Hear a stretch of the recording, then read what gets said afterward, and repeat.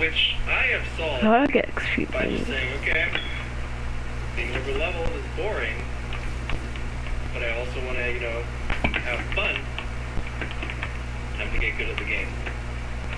Got to my first trades in a while, getting me a spinner rack, a Magikarp, a third Gibble, or a Choreo named Sweet D. Now, he has a Garchomp at this point. I'm not sure what the caps are in terms of obedience, but he should definitely have a Gyarados on this team. Well, the Primarina is pretty good. Honestly, maybe this team doesn't actually need a Gyarados. A Magikarp, a third Gibble, and or a Choreo named Sweet D. Nothing interesting. Except for the Always Sunny in Philadelphia reference. But at least Sweet D is a fun name. Then it was time for the grand trial against Hoppin. Do you think he got the reference, though? He probably did, right? He just figured that his audience probably doesn't watch Always Sunny in Philadelphia. But due to what I had just mentioned about viewers wanting me to not be so over-leveled, I had let the experience share off for a while. Okay, okay, love to see it. But also, giving it to what viewers want, cringe, okay? If you want to do a Nuzlocke when you're over-leveled, you should, okay? To viewers. I'm sorry, Laura, you have to edit all that, okay? Close to her levels rather than above. She led with a Alolan Doug trio, which made me switch out Decidueye for Valercy, I'm pretty sure it's pronounced Decadui, actually. who handled it after tanking an Earthquake. Then she brought in Mudsdale, and I brought in Primarina. Sparkling Aria barely didn't KO, though, allowing Mudsdale to fire back with Tectonic Raid. Mudsdale. They're like about equal level. I think you can live that? I guess he died though in the context of the video. I feel like you should live that. Primarina's pretty bulky, right? Which one-shot Primarina and killed it. This one hurt the most of the deaths so far. Don't you have another Poplio in the back? Primarina had been on the team since basically the entire time. I used it in the very first grand trial, and I think I got it before the first trial. I was reasonably attached to this Primarina, and the fact that I lost it just because my attack barely did Oko, just gotta hate Nuzlocks. Also, The thing is, right?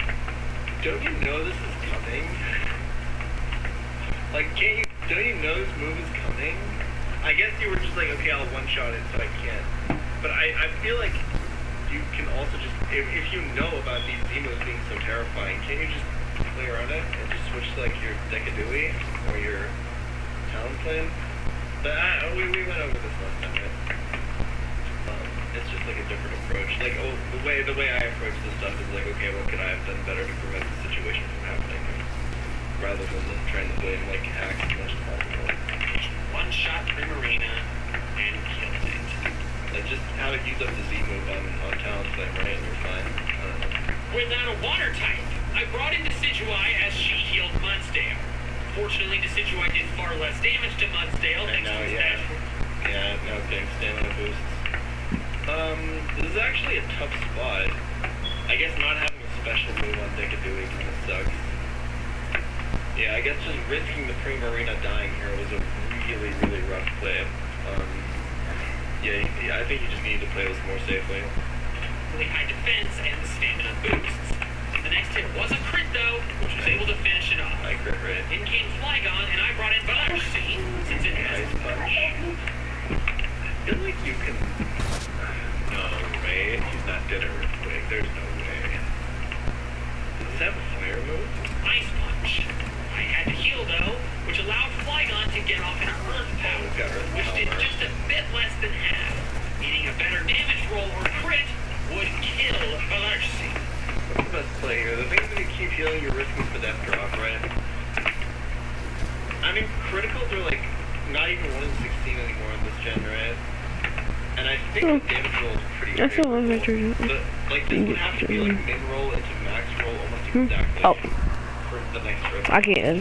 Just watch I'm to go. Ice punch. I think you just don't really play around the crit there. I risked it though, and Valercy clutch survived the Earth Power, firing back with Ice Punch. Nice. Finally was Gastrodon, which was easy for Decidueye to beat. Once in Vast Funny Canyon, I was finally able to evolved Magneton into Magnezone. After battling through the rest of the canyon with no issues, I took a... Can you get an Eviolite in this game?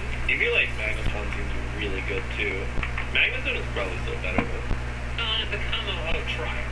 I tried to OHKO it with Twinkle Tackle, but it protected itself, making the Fairy Z move, and the only Z move I had, do less than half. In came the Scizor, but I kept Kempe into Dazzle and Gleam and finish off the Como. Why did you do this? This is so because that's gonna slow me down a lot. In the Ultra Snowball run, we did this with Fear Eradicate, right? With like Focus Sash, Endeavor, Quick Attack, or whatever. I'm pretty sure is how we killed this. It's good news. They tanked a Metal Claw, which I was surprised by, but then later realized was possible because the Scizor was almost 20 levels lower than Kempe. Makes sense. All I then had to do was switch it out for Talonflame to finish off the Scizor, taking down the final Totem Pokemon. After some story stuff, it was time to finally battle Demon Jellyfish Lucamine. I love her in this battle. I love her so cool. Purple Fable proved extremely difficult to KO thanks to his awesome cosmic power. Well, that's dumb. Repeatedly healing with Moonlight. I then OHKO'd her Lilligant with Talonflame and her Mismagius with Crocodile. And then after a few recovers, I was able to take down her Milotic with a crit OHKO Lead Blade from the Decidueye. Lucamine was done. Then at Mount Mauna Kea, I defeated Gladion with a couple close calls, but nothing too severe. Then after fighting Mount Mauna Kea, I had my final battle with Hao. First, Decidueye OHKO Raichu.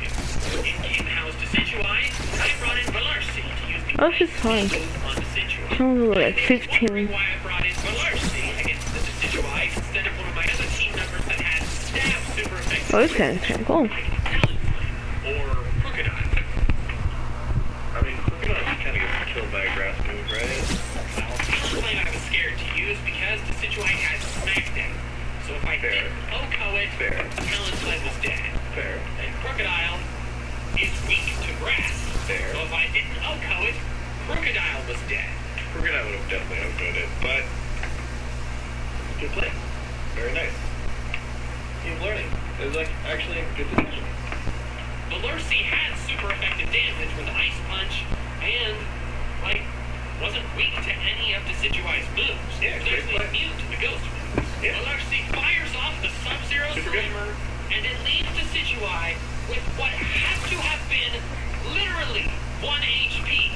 There's no way he KOs you back though, right? He like actually planned for this too. Like he planned before the fight and equipped the Z crystal to move Beware. That's like really cool. I respect it. Let's see. There's no way he can lose this here, right? To like a crit leaf blade or whatever. I feel like. Oh, I guess it's gonna use like the grass Z move. Did he really die to that? Beware is so bulky. Look how little red. Oh no, but it's an overgrowth, right? Oh no, yeah. The Decidueye is overgrown now. Why am I so mad about this? Because it's about to kill you because it's an overgrow, which boosts grass levels and HP. Because Hao's Decidueye immediately fired back with its own Z move, Bloom Dew.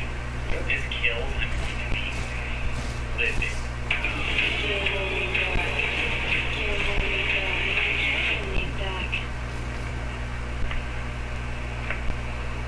That was kind of easy. That kills for sure, right? Because he's an overgrow. Get me mad. Yep. Seriously though, I don't understand why he doesn't just bait out the Z move. Shouldn't they like almost like he knows that this should Z move him, right? Like I don't understand. Literally, what else is this gonna do but Z move Bloom to you? Just switch to Talonflame, tank it, switch back to Beware on the Smackdown, and annihilate this. This is so hard. Positive side. Look how easy I'm doing it. I'm not even trying. Stop saying Valarsi for the rest of the video. I lost a beloved team member, Valarsi, but also losing a Pokemon in the last battle right before the league is like the worst time to lose one. But at this point in time, I feel an obligation to replace it. Yeah, Some as you extra should. context is that this is happening my senior year of college. Oh my god, this bit again? I'm sorry, listen. He seems like a person who's very in touch with their emotions, and I respect that because he seems to be more so than me. And being able to carry those emotions outward and communicate those to people in your audience, especially as a guy, that takes a lot of strength, and I really respect that. It's a little overdriven. Oh, yep, let's go. I still respect it. I now have to spend a heck of a lot more time grinding something up while I'm already stressed and swamped. But he's... Okay, this makes a little bit more sense, right? I guess like it's different for me because I mostly stream, so I just stream when I grind, so I like put in the time that I put into stream regardless, right? But for this, you're expected to like upload new episodes, right? I guess that's where my disconnect was there, right? Like if I have to do like another 2 hours of grinding, I can just stream that and talk to chat. But he is expected to cut that out of his videos, so it's not actually time that he gets to use. Okay, I understand that actually. Skarmory is not a bad figure. He has a fairly defensive team. Again, I mean, like, if you want some easy out, you could just raise his magic carpet sweep with Dragon Dance Gyarados. It'll just take a while to raise, right? But I still like he'll sweep most of the battles with that. Starmie is also incredible there. Causing power, recover, huge special moves. Starmie is great here. Also, my team was over leveled for the league. The viewers wanted more excitement. Like that's okay.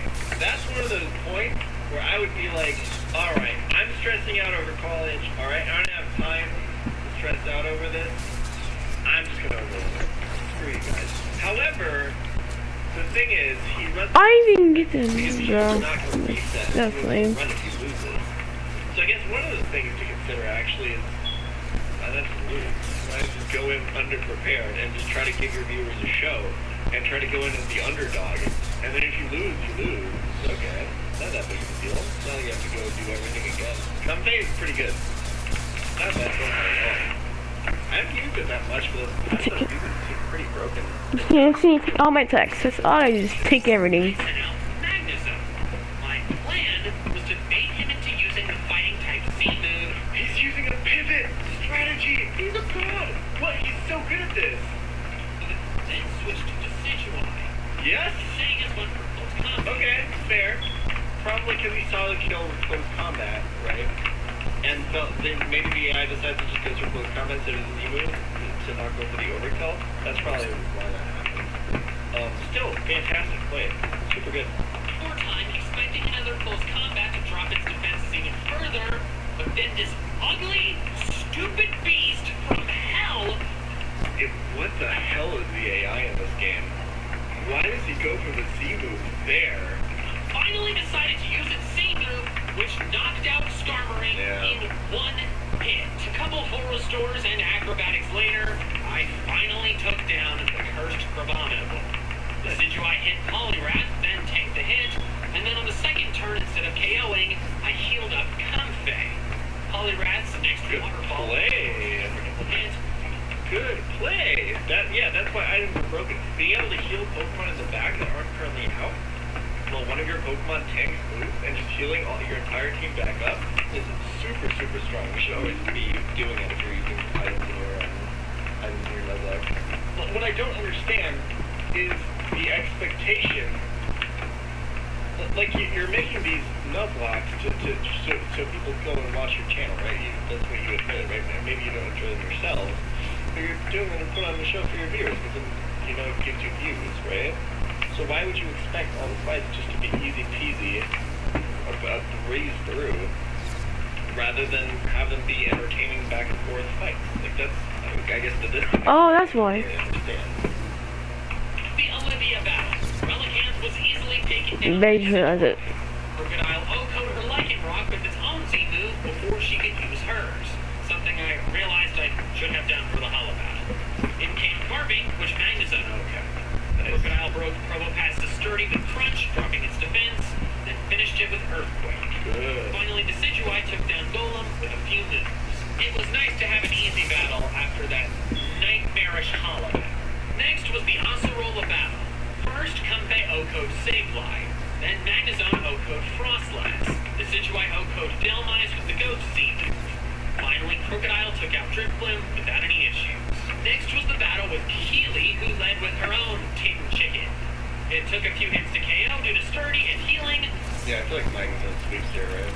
but Magnezone took it out without taking damage. Vandibus took a while to KO due to healing, its bulk, and the fact that I was using Crocodile's Okay, it's pretty good here. which didn't have stab, but I was able to take it out, getting the Moxie boost.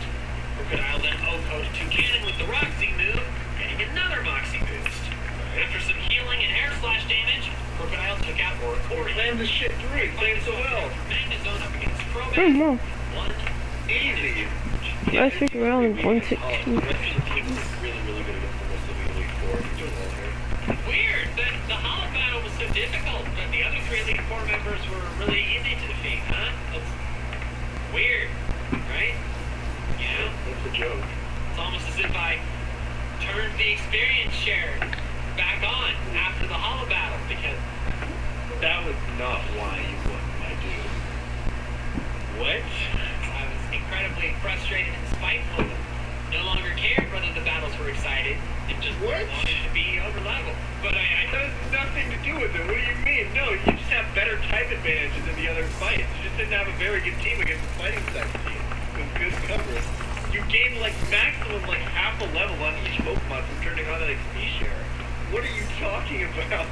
And like 2 EVs. What? finally was the Kukui battle. Crocodile O-code Lycanroc with ease. Magneton O-code Alola Ninetales. Dude, Magnezone is so good. If you take anything away from this video, as a new Nuzlocke was trying to learn, Magnezone and Magneton are ridiculously strong in Nuzlocke. Okay? That's what I want you to take away from this. Use that shit, okay? And if you're playing Gen 7, plan around the opponent's Z moves, like he tried to do in the Hall of Fame. King dreaded Snorlax, a Pokemon I was deeply terrified of. That is a terrifying Pokemon. What is his answer to being Snorlax? What can he do? I feel like Decadooey doesn't roll against it, right? I don't know if it has Crunch, actually. I mean, having a Moxie boosted Crocodile out of this spot would be really nice, but that's kind of hard to set up. The thing is, you're in the champion battle, right? You can, like, start sacking here as well, so that you can start playing super aggressively. But in Talonflame, I'm actually planning to sacrifice it and do damage before it went down. After it survived 2 body slams, though, I realized I might be able to beat it without it dying. I swapped in Decidueye to absorb a body slam, then used Bloom Doom to make sure I finished the Snorlax off. Next was Braviary, which Magnezone O-code with Discharge. Easy. Then came Primarina, the Discharge only did about half. Hello, Discover Card here to explain our cashback match. We match all of the cashback you earn at the end of your first year, automatically. It's that simple. Oh no, I've got to zoom sense. Exceptionally common sense. Learn more at discover.com/match. Limitations apply. That's just a time for zoom sense. Well, I mean, like, if you know the Discharge does look half there, Discharge is a better move with the higher thrust. Not really important. It's gonna water and moves here. Okay, Even if Magnezone goes down here, it doesn't really matter because you just revenge kill with Decadooey. I went to use Hydro Vortex, O-code, and killed Magnezone. I lost 2 members of one evolutionary line in the same Nuzlocke. Decidueye came back in and finished off the Primarina. Finally was Kukui's own Magnezone. Crocodile broke the Sturdy, then ended it with Earthquake. Won the Pokemon Moon Wonderland. There's some good plays in there, I'm not gonna lie. I feel like he improved a lot from his first line of Nuzlocke. Although, I guess that weakest part is still the mental game. But I think that comes with just not enjoying this shit. I think is like the main connection there. Otherwise, I feel like he played really well. He had some good encounters, especially for some of the harder trials. Like, I feel like a lot of the early trials in this game are really hard, and then later on it gets easier. Oh. The Hollow fight is definitely hard. He did pretty well against it. As for my overall thoughts on this playthrough, I wish I had not done it. The series just ended with leaving a really bad taste in my mouth.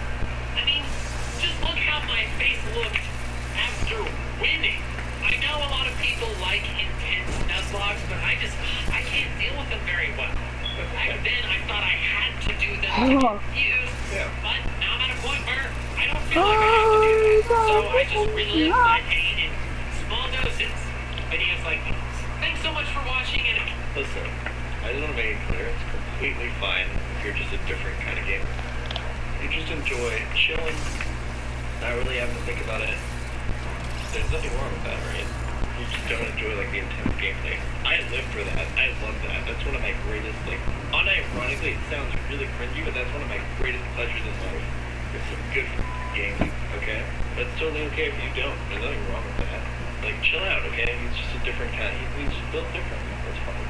If you have a lot of hours, a lot of experience in something, there's a lot of things you take for granted that you don't think about when you're explaining concepts to people. So going over these is never really interesting. Also, doing reaction videos helps out my channel a lot. You know what else helps out my channel a lot? If you leave a comment and a like and subscribe. You think you're subscribed, but you're actually not. YouTube outro, goodbye, end card.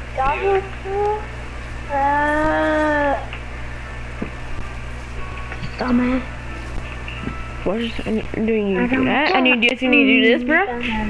So I know we need a lantern. Dude. Don't you have one? Watch it. Don't just. No soup. Oh, this is gonna be a pain. I'll actually just jump for everything.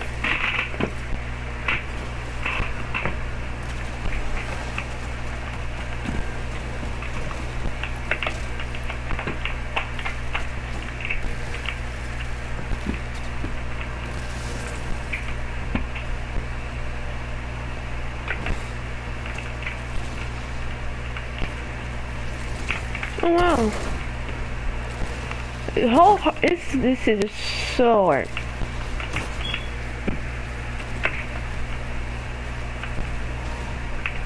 Oh, this is so hard, mate. Maybe the most hardest game mode of all time.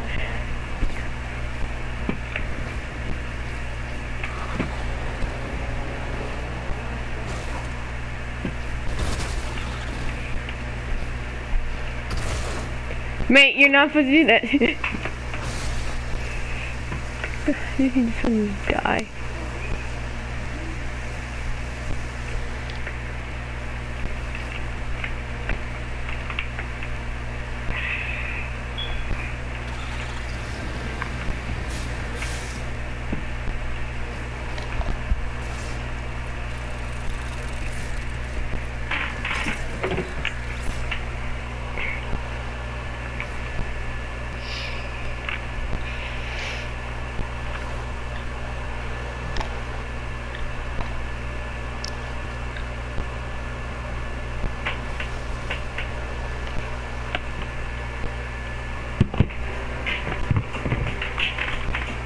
What's up?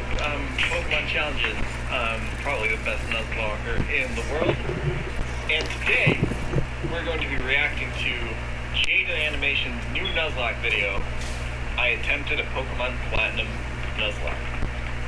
Now, this is the second in, I guess you could say, a series. We previously reacted to her Pokemon Ruby? Sapphire? To her Gen 3 Nuzlocke. You guys liked that video? I really liked the animation in the last one, and Jaden is actually, we've done a lot of Nuzlocke reacts on this channel, and Jaden is one of the better players that we've actually reacted to. I do this all day, every day on my Twitch channel. I have like 4,000 hours of Nuzlocke experience. Go check me out on Twitch. So watch this thing. ROM hacks, and we Nuzlocke them with like a lot of additional rules, so if you're into that, go check it out. Let's get into the video. So if you're new here, hi.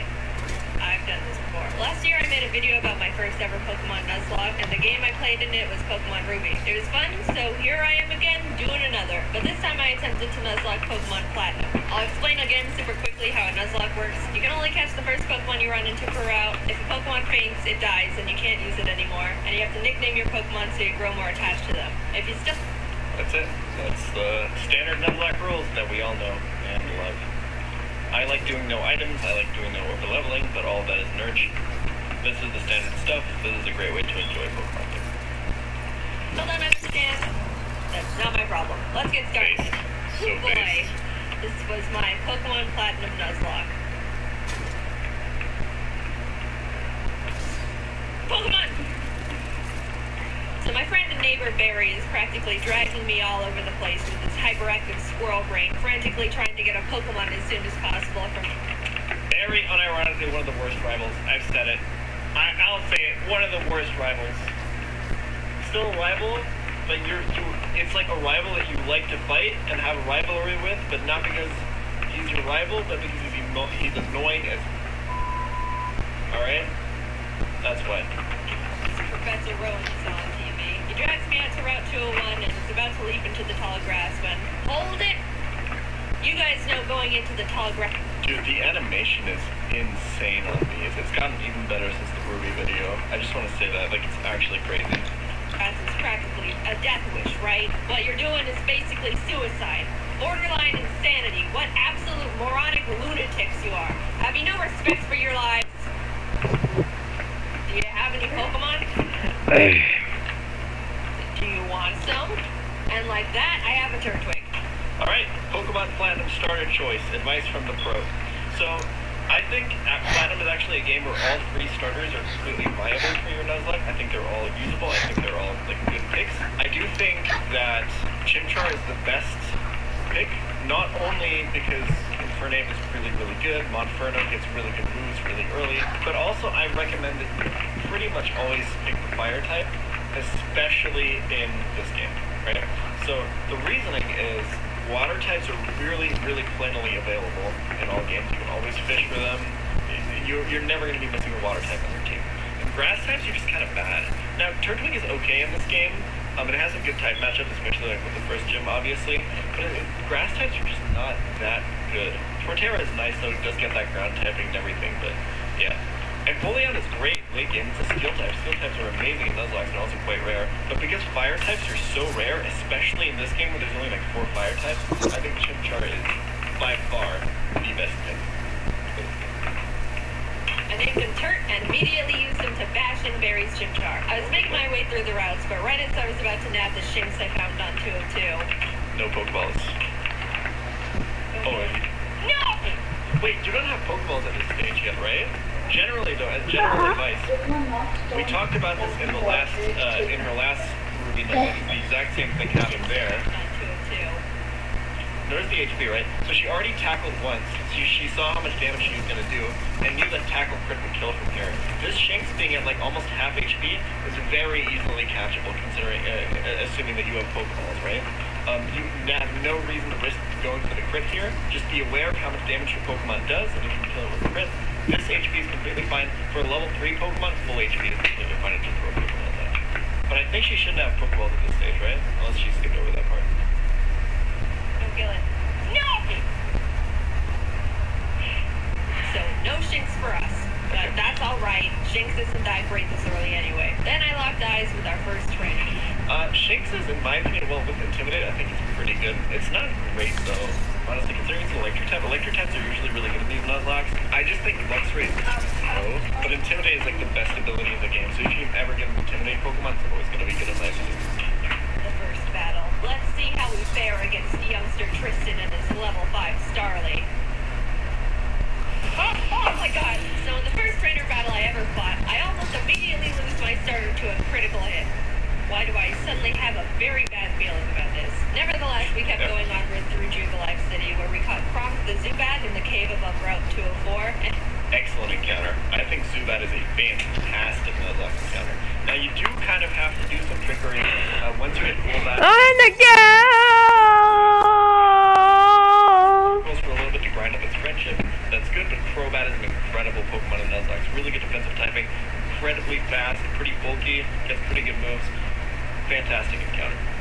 I assume she's going to fish up a Magikarp here, west of Jubilife, which is also an S-tier encounter. Gyarados is, like, in my opinion, the best common Nuzlocke Pokemon that you can have. If you can fish for a Magikarp, you should always go for it. Insanely good typing, insanely good stats. Evolves at 20, which is super early. You just kind of got to expand. Especially in this game where you get physical water moves on it too, it's amazing. You should always go for a Magikarp encounter if you can get it. And Magikarp on 218. Hi, Magikarp. Your name is Puppy. Just outside the city, Barry runs up and demands another battle, so I happily bash in his Chimchar again. And his Starly too. I kept on my way, eventually arriving in Orberg City, and nervously challenged Roar. I was terrified of his Cranidos, but Turt landed a crit Razor Leaf and one-shot it before it could even do anything. So that's badge number 1 for us. I made it to Floroma Town and was really excited because if you didn't know, outside the Valley Windworks you can find Shellos. And if you didn't know, again, I love Shellos. I ran straight to the grass to get my Shellos encounter, and I'm not gonna pass up an encounter, so I very depressingly caught the Shinx and named it Failure. Vent my sadness and frustration over not getting a slug. While there, we found Team Galactic messing around, stealing electricity, and this little girl's dad. So I beat up the grunt guarding the door, broke in, beat up the grunts in the building until Turt evolved, then found Galactic Commander Mars at the end of the corridor. So this fight is actually a run killer. If you're running Pokemon Platinum, this is, in my opinion, the first fight you really need to prepare for, and most people fail to do it because they forget it's here, or it's not a gym leader, so they don't think about it. The Zubat has Toxic, which is actually kind of scary, especially if you're playing itemless. And then this Purugly, I don't know if there's any Pokemon that you can... Let me deathrun opens 43. Except for Let me deathrun opens. I don't know if chat can correct me on this. It's so fast and it deals a lot of damage, even if it's just stab scratch. Like, you have to be careful. You can't just go into this fight with like one leveled Pokemon and the rest of your team under-leveled. Because I know that's about how most of you play Nuzlocke. Right? That's what I'm telling you. You need to have a plan on how to take down specifically this Purugly. I guess you could technically have an Alakazam at this point, that's true, yeah. Who I was scared of because she's got a fat cat that hits like a semi-truck. But I had a plan. Back in the Orchid Mines, I caught Dwayne the Onyx, and I brought him to the fight because in case things got dicey, I would switch him in to buy time Good, and she heal went for it. Pokemon. Oh, that's actually a really good strategy, though. If you're playing with items, one of the most common strategies that I see nobody use is just have a defensive Pokemon in the back and use it to heal up the rest of your team. Super, super, super good by her. Really remember that strategy. Onyx is actually not good for anything except for exactly that, because Onyx's attack stat is lower than Subaru's. Like, it has one of the lowest attack stats in the game. It does no damage, but it can take physical hits extremely well. So it's actually a perfect time for her to get value out of that Onyx. Super good play. Please. Oh, I'm finished too. Purugly came out, plucked off the Oranberry it was holding, but she got hit pretty hard in the process. Yeah, it's gonna hurt. Turt needed a bit of healing before he could get back into it. Dwayne can take a scratch. Look at that. Dwayne's fine. He's fine, guys. Don't pull the sad nose for Dwayne. Dwayne's fine. Don't. Yeah, so the problem is, Feint Attack is going to deal a bit of damage here. I don't know if he died. I guess we can actually calculate if she dies to a crit here, right? So Scratch is 40, with Stab is 60. Not super effective, makes it 30, and that dealt 5. Feint Attack should be double that, so that's 10, and a crit should deal 20. I think Onyx should live a crit here unless the Scratch was a super low roll and the Feint Attack is super high roll. Level 9 is a little bit upsetting here, but also grinding an Onyx is a huge pain, so... Guys, don't pull the sad nose for Dwayne. Dwayne's fine. Don't worry about him. Don't worry about him. Oh my god! Actually, was dead to crit. Feint Attack rolled 11 there. So from the... Yeah, this was a ranged die to crit. Alright, I'll give him that. Alright, she's all healed up. Good. Grovyle should beat this, especially with Purugly Screech. I'll give him that. Dwayne gets to live. Somehow, when Dwayne was supposed to die, he hung in there on 1 HP. And you know what? I respected the hell out of him for it. I let Dwayne live, and Turt was able to take out the Purugly. Nice. What a legend. But then I put him back in the box and moved on. Cornet, I caught a Bronzor named Big Boy, which I happily added to the team. And right before Gardenia's gym, Kronk evolved, which... Not a big fan of Bronzor. Bronzor. Flower ladies. Alright, well, that's gonna suit that. We slashed the guard bushes in front of the Galactic building and ran up all the stairs. So, fun fact, optimal play here, again, is to get the Crobat as early as you can. A lot of people probably don't want to run back and forth. You can even get the Soothe Bell at this point. Having a Crobat for the upcoming fight sounds kind of valuable, though, because that Saturn fight is also not super easy. Here's where we fought Galactic Commander Jupiter. Let's take a look at how that went. Crit. Don't crit, don't crit. Pretty high crit rate on this. I mean, that won't... Oh, God! Let's just hit him. Don't crit him. If that's from one night slash, he's definitely dead to crit, right? So crit always deals double damage. So you should always calculate your damage like that, right? Like, how much can the opponent do with a crit to me, and is there a way I can play around it, right? I guess for this, the only way to play around it would be to have more Pokemon that are of level, but yeah. No, oh my god! Okay, so that was not one night slash worth of damage, right? We finally were able to beat her, but that fight really knocked the wind out of me. I was shaking on my way back to the Pokemon Center when this lady Cynthia shows up and is like, egg? Yeah. Anyway, even meeting Cynthia wasn't enough to calm my nerves, so to keep my mind off the absolute tragedy we narrowly avoided, I decided to start training up Big Boy on Cycling Road. And then he died. I've practiced this game and Yeah, that makes sense. so before you push up your anime glasses and tell me that That's me! That's literally me! That's me! Oh, That's me! She put me into the video right there. It's literally me. Alright, let's see. I can't believe she put me into the video. That's so nice of her. steel is weak to fire. Okay, I wasn't gonna say that. I assumed that you knew that. I just also, the thing is, like, Bronzor is defensive enough, but still, like, stab, flame wheel crits are a little bit dangerous. That is You kinda have to play around your crits sometimes. But let's see what our reason is. Which I know, by the way. The reason I kept Big Boy in was because not only is his defense an iron wall, but he had heat proof, which negates his fire weakness. Oh, it was a heat-proof Bronzor. Okay. But then he got crit. Yeah. So, first death. I'm sorry, Big Boy. You never had the opportunity to become a big boy. I walked into Wayward Cave and found a Gibble. Gibble is an amazing Pokemon. It's so good. So I personally just banned Garchomps from my runs. I think getting Gabite is fine, but I think Garchomp is ridiculously overpowered. Let's see if she's gonna use it. Turns into Garchomp, which is easily one of, if not the strongest Pokemon in the game that Yep. isn't a legendary. Adding it to the team would give us such a huge advantage, and now there was nothing in my way between that and... Is this really gonna die to a bite crit from Grotle? That'd be insane. Wow. Grotle. And we're moving on. We arrived in Hearthome City where I caught DeVito the Ralts, Franz the Puppy Evolved, we had a Pretty good. clean win against Ventina, and some That makes lady sense. gave us an Eevee I named Milk. Things were starting to look better now. I was leveling up DeVito against trainers, and when fighting this lovey-dovey couple, let's go to Puppy. Okay, so the scary thing here is Baneri Frustration, right? That's actually a lot of damage early. These like early Baneris are actually kind of scary because they have like max power frustrations that they can throw at you.